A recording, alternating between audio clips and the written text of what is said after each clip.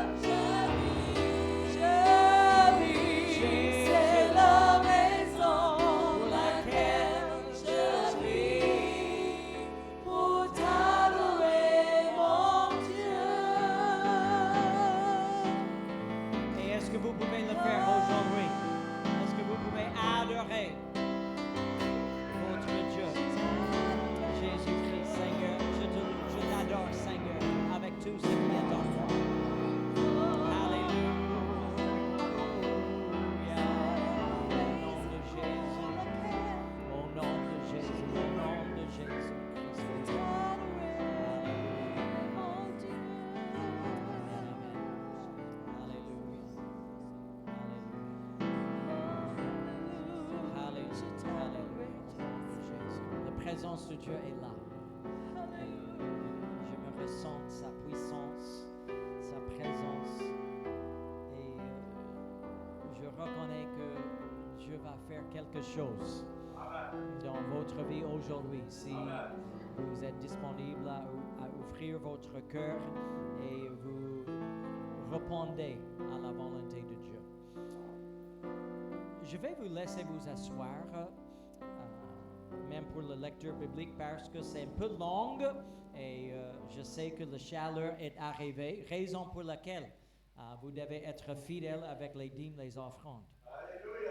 Parce que sinon, les clims ne marchent plus. Mais l'année passée, nous avons été bénis parce qu'il n'y avait pas le compteur. Et on peut démarrer le clim à n'importe quel moment et danser dans la joie. Mais aujourd'hui, il y a les facteurs à payer. Et si vous ne donnez pas, bon, on va s'appuyer sur les ventilateurs.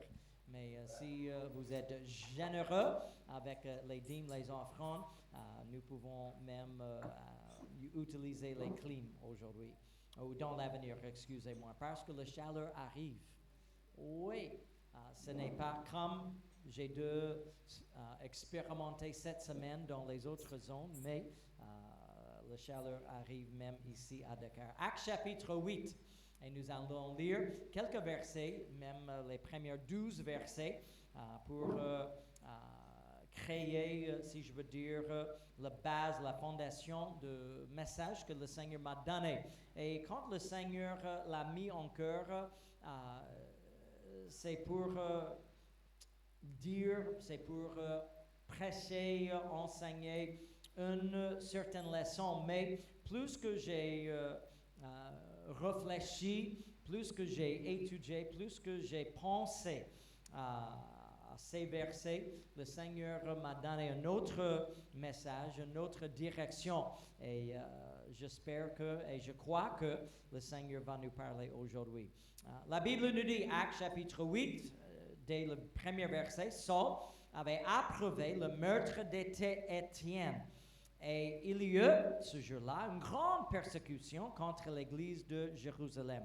Et tous, excepté les apôtres, se dispersaient dans les contrées de la Judée et de la Samarie. Des hommes pieux ensevelirent Étienne, et le pleuraient à grand bruit. Saul, de son côté, ravageait l'église, pénétrant dans les maisons. Ils l'ont arraché, hommes et femmes, et les faisaient jeter en prison. Ceux qui avaient été dispersés allaient de lieu en lieu, annonçant la bonne nouvelle de la parole. Philippe, étant descendu dans la ville de Samarie, il prêcha le Christ. Les foules tout entières étaient attentives à ce que disait Philippe lorsqu'elles apprirent et virent les miracles qu'il faisait, car des esprits impurs sortis de plusieurs démoniaques, en poussant de grands cris, et beaucoup de paralytiques et de boiteux furent guéris. Et il y eut une grande joie dans cette ville. Tout le monde dit grande joie. Je veux que vous ayez aussi une grande joie aujourd'hui. Amen. Alléluia. Mais la Bible continue en nous disant dans le verset 9, il y avait auparavant dans la ville un homme nommé Simon. Tout le monde dit Simon. Simon. Voilà. Qui, se donnant pour un personnage important, exerçait la magie et provoquait l'étonnement du peuple de la Samarie. Tous, depuis le plus petit jusqu'au plus grand, l'écoutaient attentivement et disaient, celui-ci est la puissance de Dieu. Un homme appelé la puissance de Dieu. Celle qui s'appelle la grande.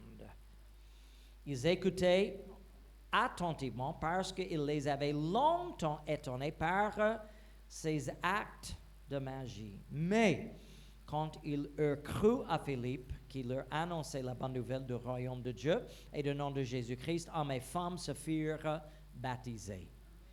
Le sujet vient de cet verset, le thème de message, celui qui est, entre guillemets, la puissance de Dieu.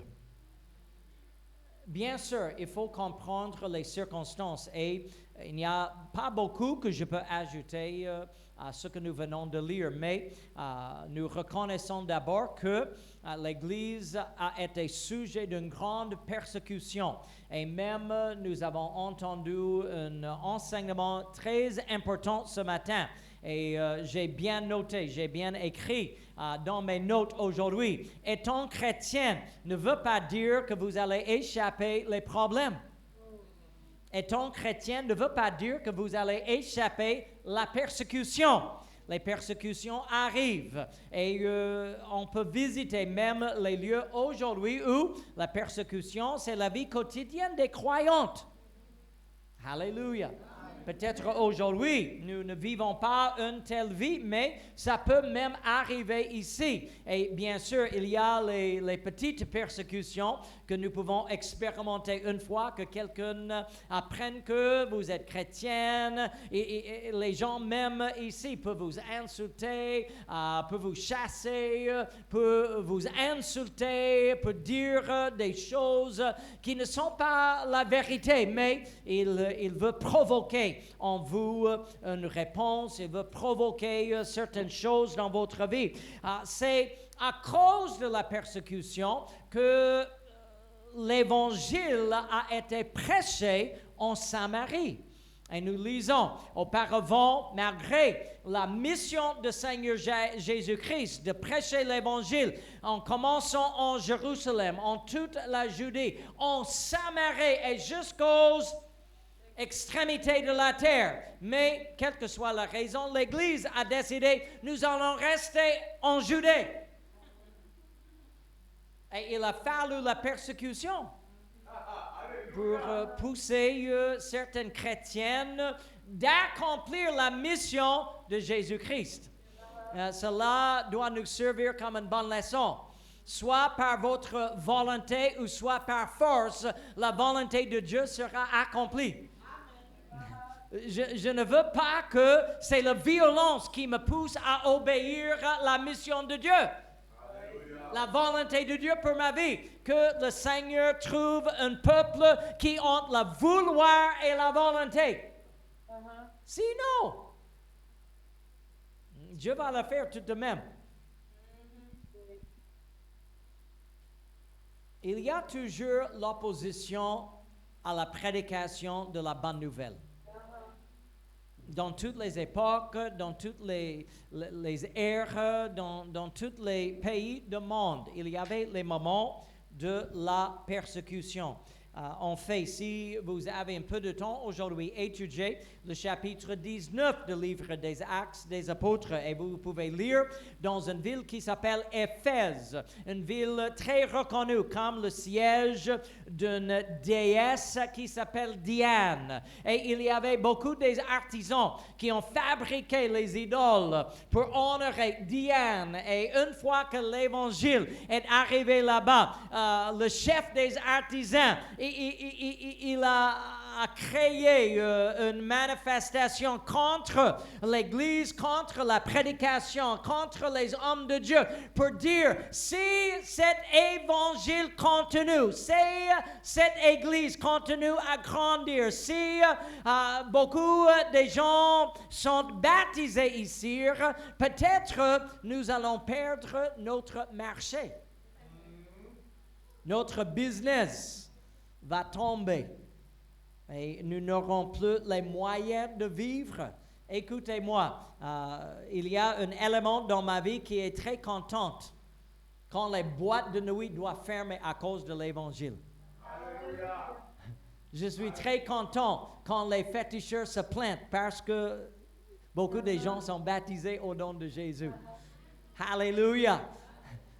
Ça, ce n'est jamais une mauvaise chose, mais je vous assure, quand ceux qui vendent l'alcool, quand ceux qui vendent les drogues, les stupéfiants, quand ceux qui sont les prostituées commencent à se plaindre à cause de l'Église, c'est à la fois une bonne chose Parce que cela veut dire que Dieu a délivré beaucoup. Amen. Dieu a affranchi beaucoup.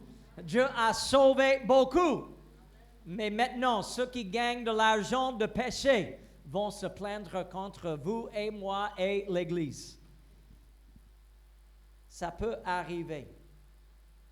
Parce qu'il y a beaucoup de gangs dans le péché. Oui. Ceux qui vendent le péché gagnent beaucoup d'argent. Uh-huh. Ceux qui font le marché de péché gagnent beaucoup d'argent.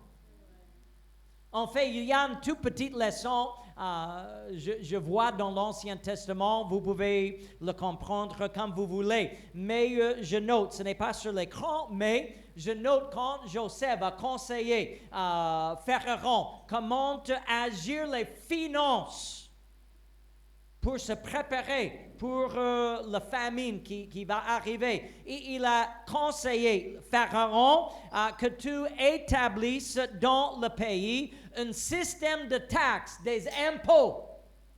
Et il a dit, une 5e de récolte appartient à Dieu.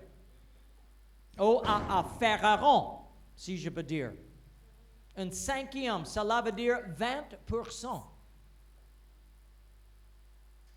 Le taxe, l'impôt en Égypte était à 20%. La dîme dans l'Église, c'est la moitié. C'est à 10%. Je monte ou je dis la vérité? En Égypte, on est obligé à payer 2 fois ce que Dieu demande. C'est beaucoup plus cher à servir Satan Oui. qu'à servir Dieu. Oui. Parfois, nous oublions le prix de péché. Alléluia. Uh-huh. Parfois, nous oublions le prix de péché. Quand nous étions dans le monde, quand nous étions avec nos amis, quand nous étions dans les boîtes, quand nous étions alcooliques, quand nous étions drogués, nous avons versé beaucoup d'argent. Et c'est un gaspillage. On a bu et demain, il n'y a rien. On a fumé, demain, il n'y a rien. On a dormi, couché avec qui que ce soit et demain, rien. Oui. On a versé l'argent pour les plaisirs qui se passent vite. Mais écoutez-moi, quand vous investissez dans le royaume de Dieu, quand vous êtes fidèle avec vos finances dans le royaume de Dieu, non seulement vous pouvez voir tout autour de vous les résultats de cet investissement, mais vous avez les trésors dans les lieux célestes. Amen. Amen. Je préfère servir Dieu. Amen. Dans la Samarie, l'évangéliste qui s'appelle Philippe est descendu.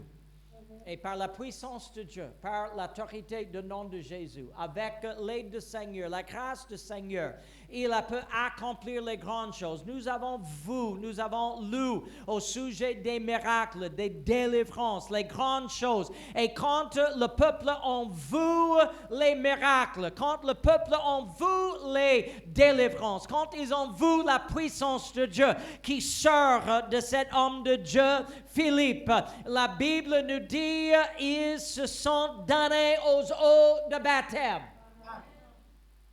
Je veux aujourd'hui que vous soyez beaucoup plus qu'un témoin de la puissance de Dieu, mais que vous participez dans la puissance de Dieu. Et votre baptême en eau au nom de Jésus-Christ est votre participation dans la mort, l'ensevelissement et la résurrection du Seigneur Jésus-Christ. La Bible même souligne que les Samaritains ont été baptisés au nom de Jésus. Il y a quelques-uns qui disent, oh, j'ai été baptisé au nom de Père, Fils et Saint-Esprit. Écoutez-moi, Père n'est pas un nom. Ouais. C'est vrai. Il y a beaucoup de pères aujourd'hui dans cette salle. Il y a au moins 2, 3, 4 pères qui sont là aujourd'hui. Il y a beaucoup de fils qui sont là aujourd'hui. Si vous êtes mâle et vous êtes là aujourd'hui, vous êtes un fils. Ouais. Et même si on invoque simplement Père, Fils et Saint-Esprit, peut-être vous invoquez Satan. Parce qu'il est le père des mensonges. Ouais. Il est le fils de perdition. Ouais. il est un mauvais esprit. Oui. Alléluia. Je mente ou je dis la vérité? La vérité. En invoquant Père, Fils, Saint-Esprit, vous invoquez quoi? Mais je vous assure, quand vous invoquez Jésus, quand vous invoquez le nom de Jésus. Quand vous invoquez le nom de Jésus. il n'y a aucun autre nom donné parmi les hommes sous les cieux par lequel nous devons être sauvés. Au nom de Jésus, tout genou fléchira et toute langue confessera. Au milieu de cette grande réveil, il y avait Simon, celui qui est appelé la puissance de Dieu. Il avait pu captiver les Samaritains durant les années. Avec la magie, avec la sorcellerie, avec toutes ces œuvres noires, si je peux dire, avec tous ses charmes, avec toutes ses habiletés de manipuler les peuples, il avait pris captive une ville, un peuple. Ça va prendre quelques moments, mais j'aimerais lire les mêmes versets dans plusieurs traductions. Et la raison pour laquelle, c'est pour vous convaincre que cet Simon, vraiment, il a pu manipuler le peuple avec son magie. Dans la traduction Bible en français courant, les versets 9 à 11 nous dit, un homme appelé Simon se trouvait déjà auparavant dans cette même ville. Il pratiquait la magie et provoquait l'étonnement de la population de la Samarie. Wow! Tout le monde dit, wow! Wow! Il prétendait d'être quelqu'un d'important. Et tous les plus jeunes ou plus âgés lui accordaient beaucoup d'attention. On disait, cet homme est la puissance de Dieu. Celle qu'on appelle la grande puissance. Il lui accordait donc beaucoup d'attention car il y avait longtemps qu'il les étonnait par ses pratiques magiques. Dans une autre traduction, il est écrit, « Or, depuis quelque temps, un nommé Simon s'y était établi pour exercer la magie. Il émerveillait le peuple samaritain par ses enchantements et jouissait d'un grand crédit auprès d'eux. Il se prenait pour un grand personnage et se faisait passer pour tel. Aussi, la population entière était-elle fascinée par lui. Et tous, de simples particuliers aux dirigeants, allaient le consulter. Cet homme, disait-il, possède la puissance même de Dieu. La toute grande puissance vit en lui. S'il exerçait une si profonde influence, c'était parce que, depuis assez longtemps, il séduisait les gens par sa sorcellerie et les tenait envoûtés par ses dons magiques.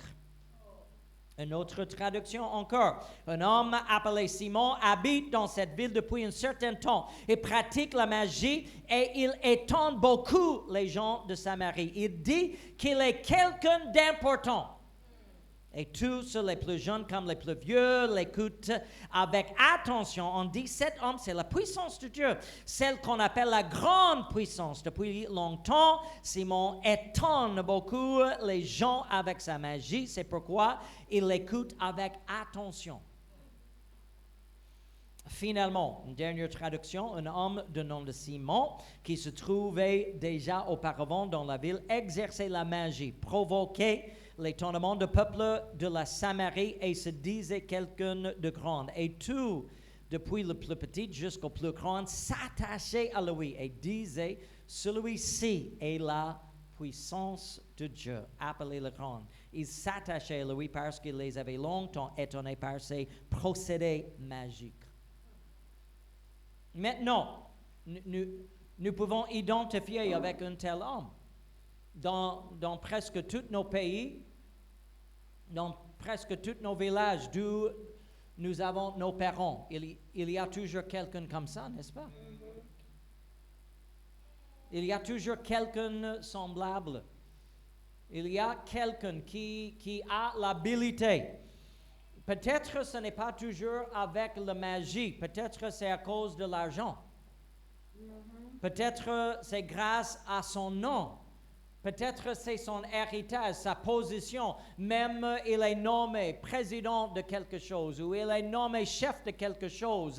Et à cause de cela, tout le monde le regarde avec étonnement. Tout le monde, quand le besoin arrive, va vers cet monsieur pour consulter parce qu'on connaît que si vous avez un problème, voilà celui qui peut nous aider avec nos problèmes. Bien sûr, et cet homme utilise la magie, la sorcellerie, les œuvres spirituelles, et il a gagné une grande réputation à être un homme qui est la puissance de Dieu. Bien sûr, il y a même les escroqueurs religieux partout. Alléluia. Il y a les escroqueurs même dans l'Église. Oui. On note que on a attribué sa puissance à Dieu. Mais c'est sûr et certain, ce n'est pas Dieu qui agit, qui agissait. C'est un homme qui connaît manipuler les gens, qui connaît comment influencer les gens, avec peut-être une, entre guillemets, puissance qui n'est point la puissance de Dieu. Il peut exercer une autorité sur les Samaritains.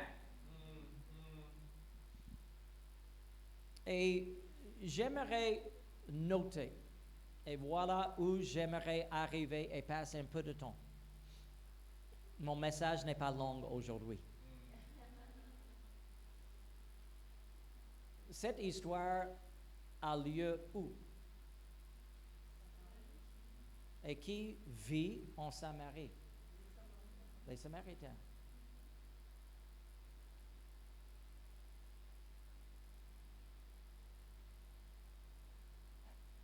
Qui sont les Samaritains?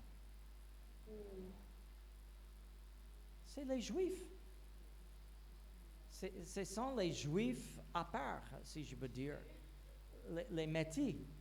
C'est ceux qui ont des origines juives et au fil du temps, ils se sont mariés avec des païens. Et maintenant, il y a une distinction entre les Juifs et les Samaritains. Mais souvenez-vous que les Samaritains insistent que nous louons le même Dieu. Si vous n'êtes pas convaincu, souvenez-vous, Jésus-Christ en Samarie avec une femme samaritaine. Quand la femme était vraiment provoquée, finalement, elle s'adresse au sujet de la religion. Et la Bible nous dit, Jean 4, le verset 20, la femme pose cette question. Nos pères ont adoré sur cette montagne et vous dites, vous, que le lieu où il faut adorer est à Jérusalem. C'est un peuple qui adore Jéhovah. Oui. C'est un peuple qui confesse la loi de Dieu. C'est un peuple qui aime adorer et même il connaît bien les Écritures. Il loue Dieu sur la montagne où Dieu a fait auparavant des grandes choses. On note aussi dans le verset 25 du même chapitre, la femme dit aussi, « Je sais que le Messie doit venir. » C'est un peuple qui croit. C'est un peuple qui espère. C'est un peuple qui attend l'arrivée d'un sauveur. Écoutez-moi, ce n'est pas les païens. Ce n'est pas un peuple qui ne connaît pas la loi de Dieu. Ce n'est pas un peuple qui ne connaît pas la parole de Dieu. Ce n'est pas un peuple qui adore les démons. C'est un peuple selon leur confession. Oui. Nous louons Dieu. Oui. La seule distinction vous louez à Jérusalem, nous louons sur cette montagne. Et même nous attendons tous le même Messie, le même Sauveur, le même délivreur, celui qui va nous affranchir. Nous sommes là avec une grande anticipation. Et c'est dans cette ville que Simon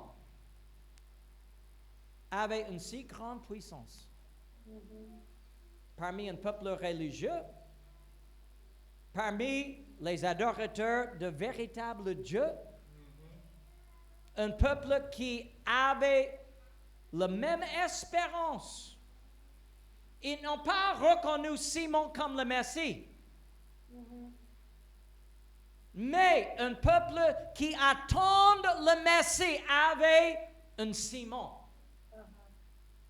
à qui ils avaient attribué la puissance de Dieu. Et si vous avez bien noté dans toutes les traductions que nous venons de lire, il semble que depuis les plus jeunes aux plus âgés, quand vous avez un problème, Simon, j'ai un problème. Simon, j'ai besoin d'un miracle. Simon, j'ai besoin de quelque chose. Simon, je veux que...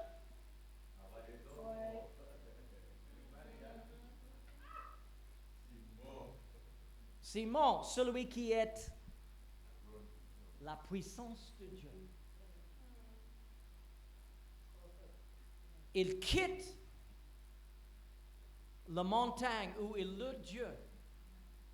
Oh, n'oubliez pas, je dois visiter Simon. Ils invoquent, oh Jéhovah, envoie le Messie. Mais j'ai besoin aujourd'hui.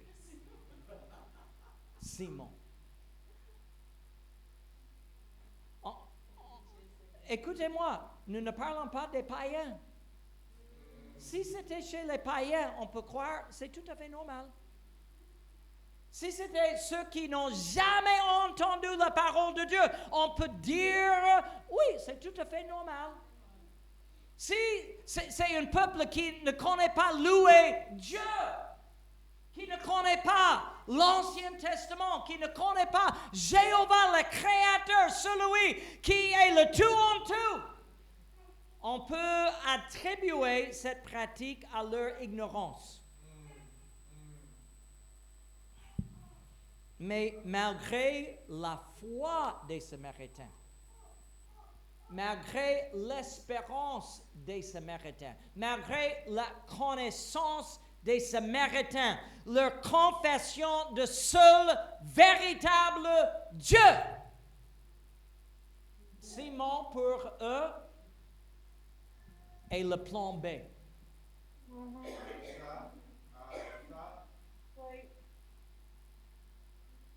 Et j'ai peur aujourd'hui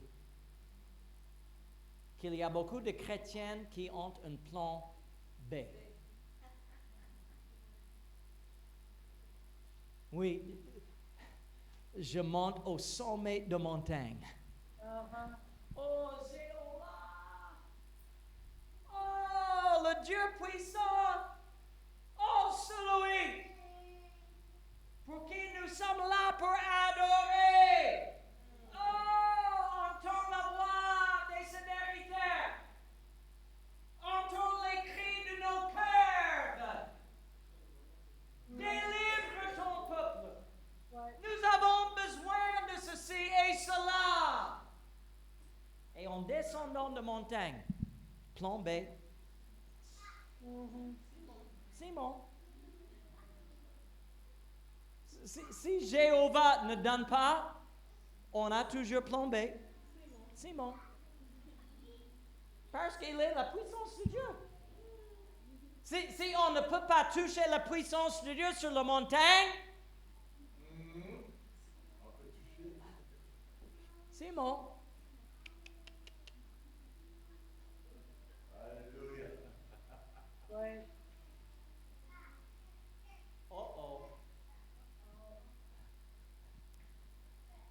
Ça peut être dangereux pour quelques minutes ici. Mm.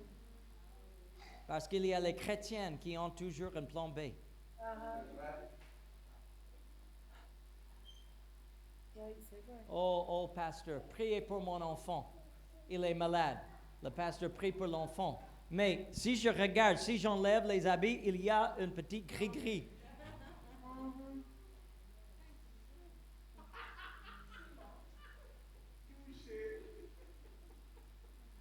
Oh, non, pasteur, vous ne comprenez pas. Il y a les esprits. Non. Ça, c'est plan B. Vous pouvez l'appeler quoi que ce soit. C'est plan B. Oui. Si Jésus ne peut pas le faire, il y a les traditions. Les traditions sont notre plan B. Oui. Les traditions sont notre ciment.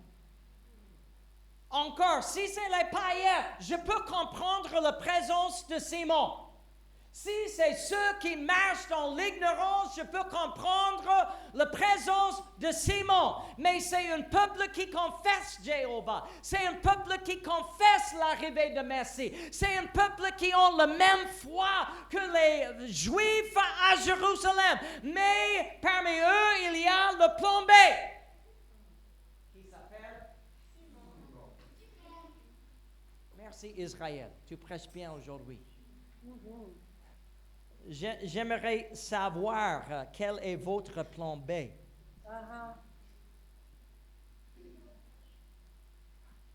Est-ce que vous avez un plan B? Oh, Jesus. Si la prière à l'église ne marche pas, où allez-vous maintenant? Si la prière, le jeûne ne marche pas cette semaine, que ferez-vous cette semaine?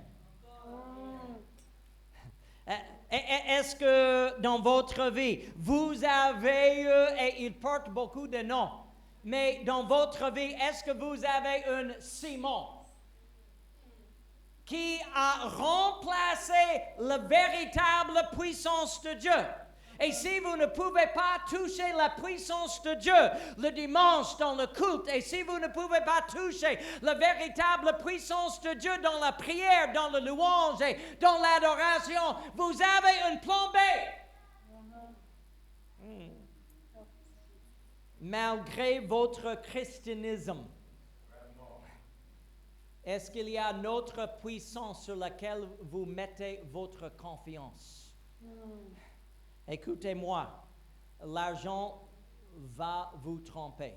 Oui. Et merci, Sœur Kalina, vous avez bien parlé de cela aujourd'hui. Vos amis vont vous tromper. Le monde va vous tromper. Et tous les ciments de ce monde vont vous tromper. Mais malgré la confession de nos bouches, si notre business ne marche pas, après avoir invoqué le nom de Jésus, il y a toujours le marabout. Simon est là. Oui. Et après tout le monde connaît qu'il a la puissance de Dieu. Mais vous êtes chrétienne. Oui, je suis chrétienne, mais vous savez, il faut toujours un plan B. J'invoque le nom de Jésus, mais j'ai aussi des amulettes si le nom de Jésus ne marche pas. Est-ce que aujourd'hui je prêche un mensonge? La vérité. La vérité. Oh oui, le Saint-Esprit est avec moi. Ah, Jésus a dit, je suis avec toi jusqu'aux extrémités de la terre. Mais caché quelque part, il y a le porte-bonheur. Parce qu'on ne sait jamais. Il faut toujours un plan B.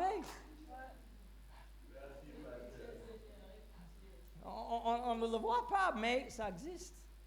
Là, c'est caché quelque part. Mais si plan A ne marche pas, si Dieu n'exauce pas mes prières, si Dieu ne guérit pas, si Dieu ne pourvoit les moyens. Si Dieu ne se manifeste comme j'ai prévu, oh Jésus, protège mon foyer, protège ma maison, mais caché dans le coin, il y a les fétiches. Simon.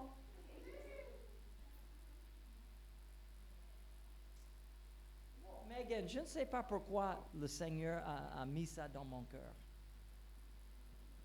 Mais écoutez-moi, nous devons être un peuple qui n'a aucun plan B.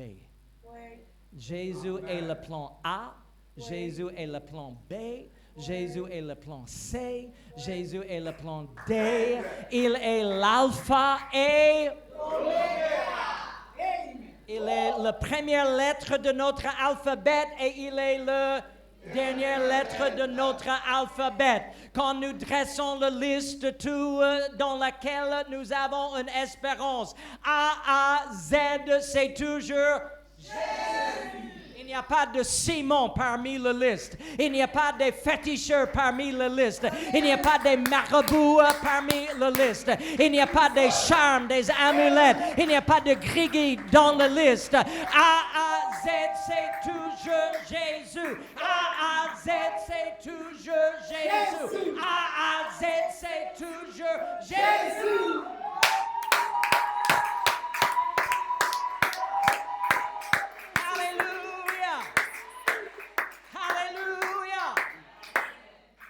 Je ne veux jamais devenir comme un Samaritain. Si Jéhovah me déçoit, j'ai un plan B. Je vais trouver un moyen artificiel pour manifester, entre guillemets, la puissance de Dieu. Si ma prière n'est pas suffisante, je vais vous faire tomber.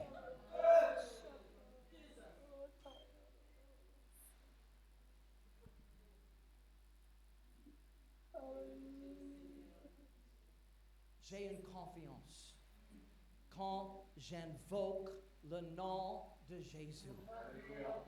Ce n'est ni par la force, ce n'est ni par mon pouvoir, mais c'est par l'Esprit, dit l'Éternel. Je ne veux pas invoquer ou inventer une autre puissance. Je ne veux pas manipuler le peuple qui aime Jéhovah, qui veut servir Jéhovah, qui loue Jéhovah. Et je peux devenir un Simon au milieu du peuple de Dieu. Et vous dites que, oh, c'est lui la puissance.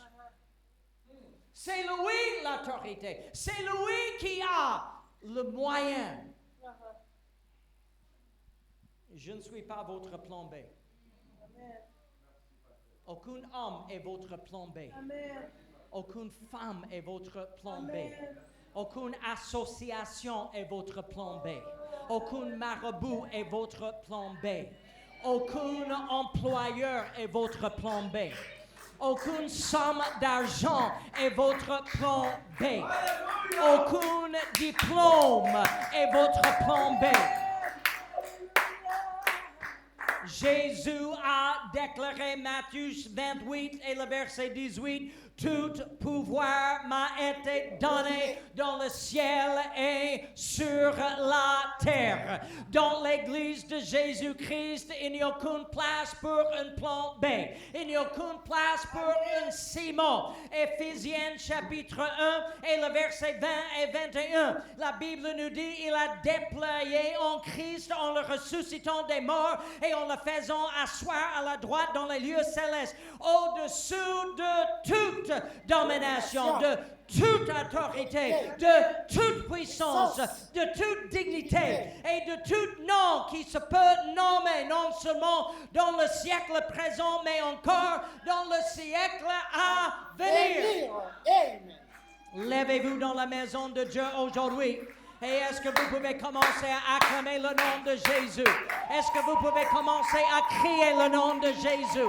Est-ce que vous pouvez commencer à célébrer le nom de Jésus? Jésus n'est pas seulement mon plan A. Jésus est mon plan B. Jésus est mon plan C.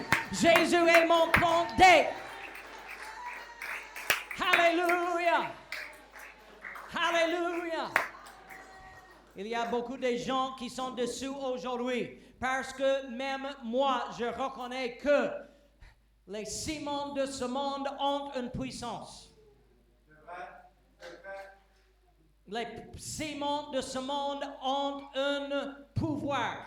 Les ciments de ce monde ont une influence sur les gens, mais il y a un pouvoir qui est plus grand. Il y a une puissance qui est plus grande. La magie des démons peut rendre captifs les gens, mais le nom de Jésus nous affranchit toutes les joues de l'ennemi. La magie de ce monde fait importante les gens de ce monde. Mais Jésus est le roi des rois. Amen. Et le Seigneur des seigneurs. La véritable puissance et pouvoir ne se trouve point dans le nom des ciments, mais dans le nom de Jésus. Aujourd'hui, peut-être cet message n'est qu'un sujet de célébration pour vous. Et si c'est le cas, gloire à Dieu. Mais si c'est un défi pour vous, comme il est pour moi. Parce que tout le monde peut avoir caché quelque part un plan B. C'est vrai, c'est vrai. Ça peut être notre propre intelligence même. Je vais faire ce que Dieu dit dans sa parole, mais j'ai aussi une idée. Oui, je vais prier. Mais si le Seigneur ne pourvoit pas l'argent, j'ai un ami.